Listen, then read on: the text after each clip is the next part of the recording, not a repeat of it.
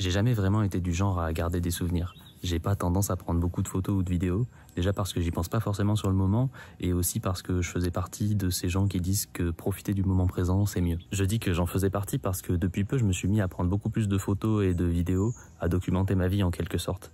J'ai réalisé que les souvenirs que j'ai dans la tête et les souvenirs que je peux garder en photo, ils ont beau tous les deux s'appeler souvenirs, ils sont vraiment différents. Il y a quelque temps, j'étais plongé dans des vieilles photos de famille et je suis tombé sur celle-là. Elle a été prise chez mes grands-parents dans les années 90 et maintenant cet endroit il ressemble à ça. Bon, ça a pas mal changé en 30 ans, mais il y a une grosse différence qui pour vous n'est qu'un élément comme tous les autres sur cette image, mais pour moi c'est un peu plus important. Il n'y a plus ce stockage d'épis de maïs. Le problème c'est que dans mes souvenirs, il n'existait pas non plus, jusqu'à ce que je revoie cette photo. C'est un endroit que j'ai vu des centaines de fois pendant les 20 dernières années et même si quand j'étais petit ces épis de maïs étaient bel et bien là, l'immense majorité des fois où je suis venu ici ont eu lieu après qu'il ait été enlevé. Donc j'ai plus de souvenirs où il n'est pas là. Avant que je retombe sur cette photo, si on m'avait demandé ce qui se trouvait ici, j'aurais été incapable de dire qu'il s'y trouvait à un moment. Et pourtant, en revoyant cette photo, je m'en suis souvenu. Ça m'a évoqué plein de souvenirs où ce stockage était là, et ça m'a rappelé plein de moments où je jouais avec les épis de maïs quand j'étais petit. C'est comme si cette photo m'avait permis d'accéder à une partie de ma mémoire à laquelle j'aurais sans doute pas pu avoir accès par moi-même. Bon, c'est un petit détail anodin que mon cerveau avait visiblement décidé d'oublier, mais ça m'a donné envie de comprendre comment fonctionne la mémoire, pourquoi mon cerveau a oublié ce truc en particulier, et comment ça se fait que j'ai pu m'en souvenir avec un peu d'aide. La vision classique qu'on peut avoir de la mémoire, qui serait comme un stockage qui se situerait dans une zone précise du cerveau, un peu comme un disque dur ou une bibliothèque, cette image elle est fausse.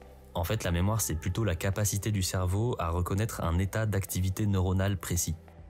On a plus de 80 milliards de neurones et chacun d'entre eux est connecté à plusieurs milliers d'autres neurones autour, ce qui fait environ 100 trillions de connexions neuronales. Et on perçoit le monde entièrement à travers nos sens, donc la vue, l'ouïe, l'odorat, etc. Dans n'importe quelle situation, chacun de nos sens va percevoir notre environnement actuel et dans le cerveau, ça se traduit par une activité électrique de ces connexions neuronales. Pour telle situation, tel environnement que l'on perçoit, on va avoir une activité neuronale précise et unique. Et c'est cet état d'activation que le cerveau va reconnaître et qu'on appelle un souvenir. Si cet état d'activation est nouveau pour le cerveau, ça va pas induire un souvenir parce qu'il a jamais rencontré cet état précis, mais ça va créer de nouvelles connexions associées à cette situation, un peu un screenshot d'un état d'activation nouveau. Par contre, si le cerveau reconnaît cet état d'activation, ça va réactiver toutes les connexions qui lui sont associées et c'est ça qui va être interprété comme un souvenir. Par exemple, tu vas sentir une odeur de gâteau qui va te rappeler la cuisine de tes grands-parents. Même si c'est pas exactement le même gâteau et la même situation, ton cerveau va chercher des liens avec un état émotionnel et sensoriel qu'il a déjà connu. Et pour faire simple, plus un état va être rencontré souvent, plus les connexions vont être activées souvent et donc elles seront renforcées. Ça va être plus rapide et plus efficace de se souvenir de cette situation. Il y a aussi de l'intensité émotionnelle de la situation principale qui va jouer un rôle dans la solidité de ces connexions. Ça signifie qu'un souvenir, ça s'entretient. Si tu prends tous les jours la même route pendant 10 ans, tu vas la connaître par cœur et ça sera un souvenir qui sera vraiment facile d'accès, précis et qui restera sans doute longtemps. A l'inverse, quand un souvenir n'est pas entretenu, ça va être de plus en plus difficile d'y accéder. Et suivant l'intensité des connexions, il peut même être simplement oublié, au profit d'autres états d'activation rencontrés plus souvent. Je pense qu'il y a 2 choses à retenir de tout ça.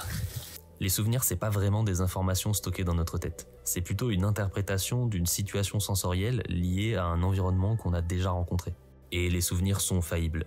Ils peuvent être imprécis, déformés par le temps, voire même oubliés. Mais c'est pas une fatalité qui signifie qu'on est condamné à tout oublier, parce qu'heureusement, les souvenirs peuvent être entretenus et travaillés.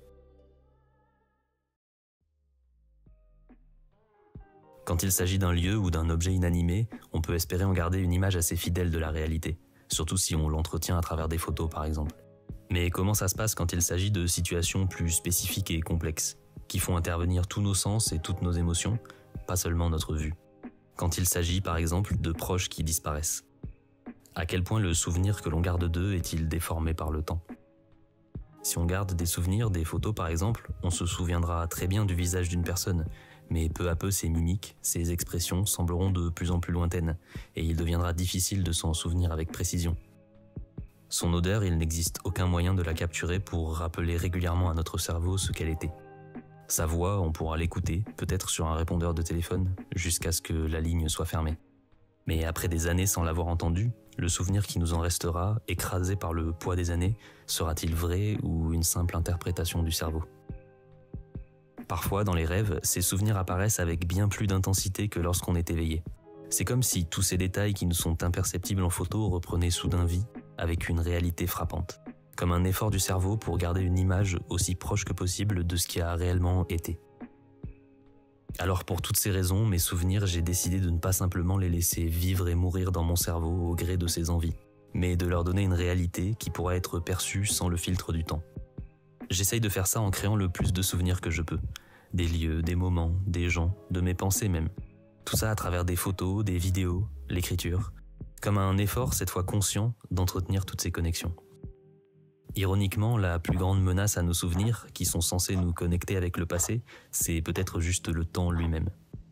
Alors parfois, certainement pas tout le temps, je pense qu'il est bien mieux de ne pas simplement profiter du moment présent, mais de prendre le temps de le figer. Peut-être que dans 20 ans, tu tomberas par hasard sur cette photo, qui sur le moment t'aura semblé tellement anodine, et peut-être que c'est tout un tiroir de souvenirs qui se rouvrira à sa vue. Un tiroir qui serait sans doute resté fermé à clé à tout jamais, sans se souvenir.